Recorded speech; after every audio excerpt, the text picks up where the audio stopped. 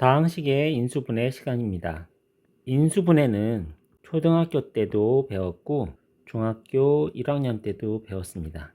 혹시 모르는 학생이 있을까봐 한 번 더 정리를 했는데 이 부분을 잘 안다고 생각하면 스킵을 해도 좋습니다. 초등학교 때 12는 3 곱하기 4에서 12라는 수를 어떤 두 수의 곱으로 표시를 했죠. 거기서 이 3과 4를 우리는 인수라고 설명을 한 적이 있습니다. 그 다음에 중1 때는 어떤 수를 소인수분해 했죠. 3 곱하기 8, 8은 2 곱하기 4, 4는 2 곱하기 2.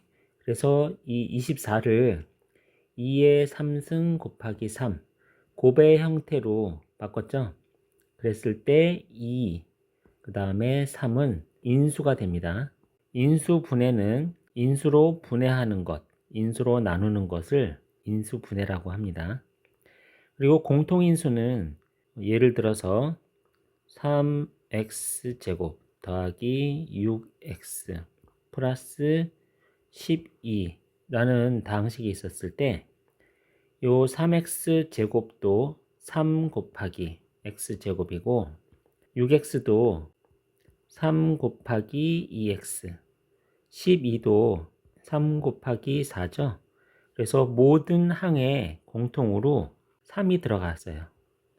그래서 이 3을 공통인수라고 하고 3을 분배법칙으로 쓰게 되면은 x제곱 더하기 2x 더하기 4 이런 식으로 고칠 수 있는데 이런 경우에 3과 요 다항식의 곱으로 표현을 했죠. 그러면은 인수는 3도 인수고 x제곱 플러스 2x 플러스 4도 인수가 됩니다.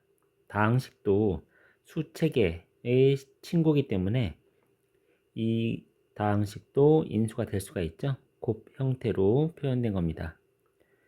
이런 것들이 인수분해이기 때문에 혹시 잘 모르더라도 이번 기회에 꼭 공부를 해서 확실히 알아두시기 바랍니다. 공통인수를 이용한 인수분해는 우리가 1, 2, 3, 4단원에서는 수체계를 배웠어요.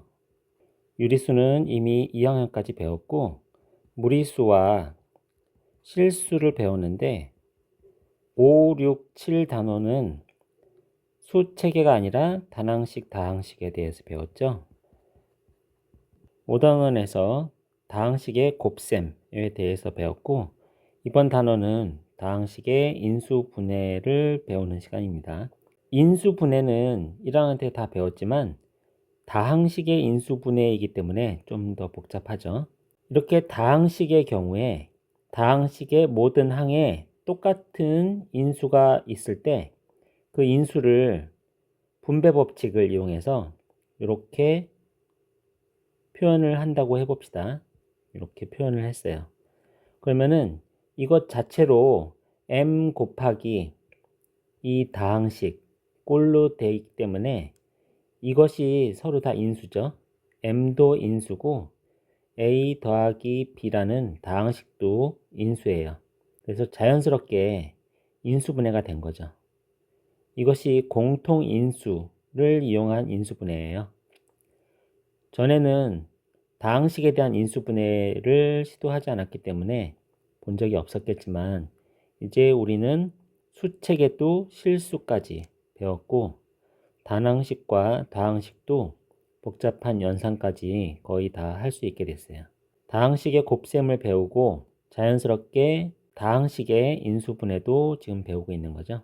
그래서 다항식의 인수분해에서는 공통인수로 묶어서 인수분해하는 방법이 가장 기본적이고 가장 쉬운 방법입니다. 뒤에 보면은 점점 더 어려운 내용들이 나와요. 인수분해 공식은 여기도 달달달 외워라가 있네요. 이것은 앞 단원에서 배웠던 곱셈 공식을 거꾸로 한 겁니다. 앞 단원에서 a 더하기 b의 제곱을 이렇게 a제곱 더하기 2ab 더하기 b제곱으로 외우라고 했는데, 인수분해는 이런 다항식을 이렇게 곱 형태로 a 더하기 b의 곱 형태로 바꾸는 것을 얘기합니다. 곱셈 공식을 확실하게 외웠다면 그 곱셈 공식을 머리에 떠올리고 거꾸로 하는 연산을 생각을 하면 돼요. 이게 쉽지는 않을 텐데 곱셈 공식을 확실하게 외우면 그래도 가능하거든요. 그 방법으로 인수분해 공식 1, 2, 3, 4를 모두 또 외워야 됩니다. 곱셈 공식 1, 2, 3, 4하고 똑같습니다.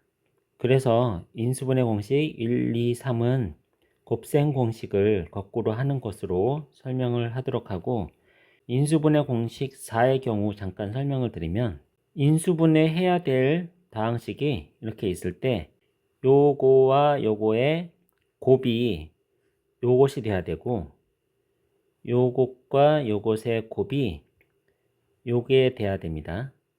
그리고 요 두 개의 곱과 요 두 개의 곱의 합이 요게 돼야 됩니다.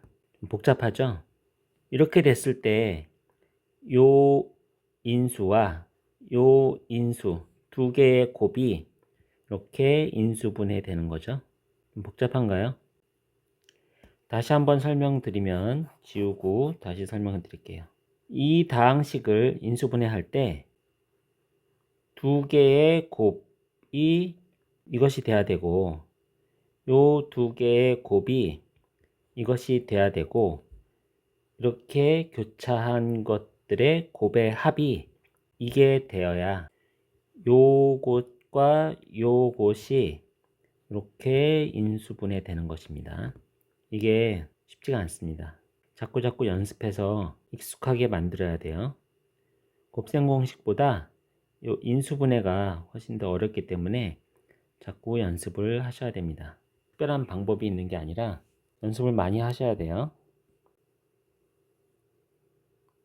다항식의 인수분해만으로도 힘든데 우리가 또 해야 될 것이 이런 2차식, 이 완전 제곱식이 되는 조건에 대해서 또 배워야 되죠. 완전 제곱식이라는 것은 똑같은 거의 제곱이란 뜻입니다. 다항식의 제곱으로, 예를 들어서 2x 더하기 3의 제곱, 똑같은 것의 제곱으로 된 식을 말하는 거예요. 이것이 완전 제곱식입니다. 그러기 위해서는 요 어떤 다항식이 완전 제곱식이 되는지 안 되는지를 확인하는 방법에 대한 내용인데, 그것을 확인하기 위해서는 요 상수항이 1차항의 개수의 반의 제곱이 되면 완전 제곱식으로 바꿀 수가 있습니다. 자, 밑에 여기 써 있죠? 외울 것. 1차항의 개수의 반의 제곱, 1차항의 개수의 반의 제곱, 1차항의 개수 반의 제곱. 이거를 외워두시면 됩니다. 이걸 외워두시고, 이 상수항이 1차항의 개수의 반의 제곱이 되는지 확인을 하시면 이 다항식이 완전 제곱식인지 아닌지를 알 수가 있죠. 예를 들어서 x제곱 더하기 4x 더하기 4라는 식이 있었을 때 요 상수항이 1차항 개수의 반이죠. 2의 제곱인지 아닌지 확인하면 된다고 했는데 2의 제곱이 4가 맞죠? 그러면은 이 다항식은 완전 제곱식입니다.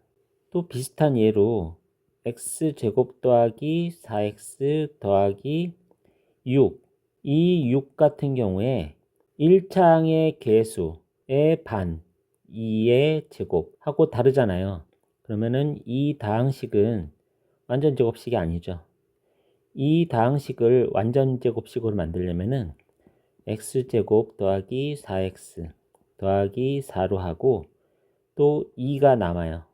그래서 요게 완전 제곱식이고 2는 따로 그 문제에 따라서 별도로 처리를 하면 됩니다. 여기서 가장 중요한 것은 1차항의 개수의 반의 제곱, 1차항의 개수의 반의 제곱, 1차항의 개수의 반의 제곱. 이게 완전 제곱식이 되는 조건이에요. 이거를 달달달 외우시기 바랍니다. 이것도 복잡한데 또 복잡한 식의 인수분해가 있네요. 이거는 유형이 여러 개라서 모두 다 설명하기는 좀 힘들고 전체적인 흐름만 간략하게 설명하겠습니다. 공통인수 묻기, 아까 위에서 설명했죠? 공통인수 묻기는 가장 기본적이고 가장 쉬운 거기 때문에 공통인수 묻기는 꼭 해야 됩니다. 그리고 인수분해 공식을 적절히 이용해서 인수분해를 하면 되죠. 항의 곱으로 나타내는 것이 인수분해입니다. 일부는 다음 단원에서 좀 더 설명을 드리도록 하겠습니다.